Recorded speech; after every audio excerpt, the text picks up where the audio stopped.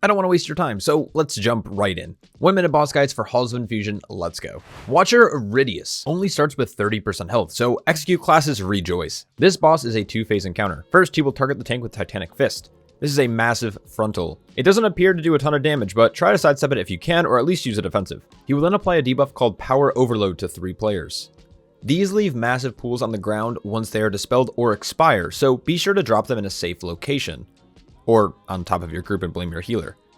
The most important thing to do is not drop it in the center of the room. During this phase, you're also going to need to dodge swirls, and finally Static Surge will unleash an energy flow which will deal arcane damage 3 times to all players during the course of the channel, so healers keep people healthy. At some point, Irideus will shield himself with Ablative Barrier, which has 3 stacks. These need to be removed as soon as possible. The way you do that is by defeating the nullification devices on top of him. I recommend everyone stack near the boss to help group them up, and then avoid their AoE damage once they die. The longer Irideus is in this phase, the more powerful his abilities become. Once you break the shield, rinse and repeat.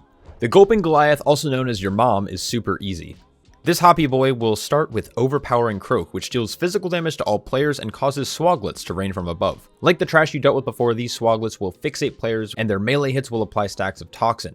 If you reach 10 stacks of this Toxin, you will die immediately, so just don't. Basically, fixated players should bait the Swoglets near the boss and avoid getting hit. During this, the Goliath will also leap around the room, just be sure to avoid it. Lastly, the Goliath will attempt to gulp down any players and creatures within 10 yards. If the Goliath does not find a player to swallow, he will gain the Hangry debuff, increasing his damage done by 50% for 60 seconds, and this stacks. I would recommend that the tank stands inside this gulp circle to prevent it from gaining a ton of damage.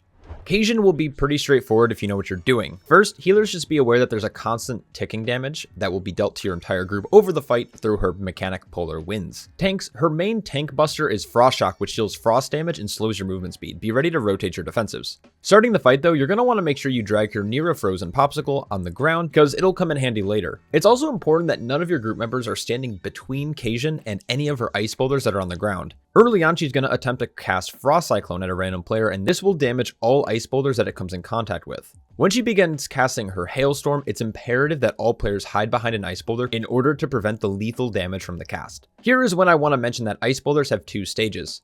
I don't know what to call them, but I would say fresh and damaged. Fresh boulders have a bluish white glow along with this little sky beam above them, and damaged boulders don't possess those traits and they have visible cracks. This is good to know because standing behind or near a damaged boulder can be just as lethal as her Hailstorm. You want to make sure you're always behind a fresh boulder.